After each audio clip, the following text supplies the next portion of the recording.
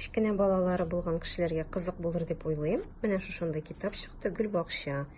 Бу панорамалы китап безнең. Менә. Һәм менә булай итеп ачканда, менә мондый рәсемнәр килеп чыга име. Хәзер китапны укыйбыз, хикәяләр. Һәм менә монда беренче бит. Беренче биттә чәчәкләр турында сүз бара. Дәлияләр әле яфракта. Шалма чәчәкләр тулымын сүтәргә җыенган кызлар шикелле үз сәгатьләрен көтәләр. Һәм бала менә бу не буенча бара, моннан карый. Бакчада нәрсәләр үсә? Дәлия үсә, роза үсә, име? Пион дип куйдым инде, мин шалма чәчәк димәдем, шундай. Тагын китәбез. Хоппа. Да.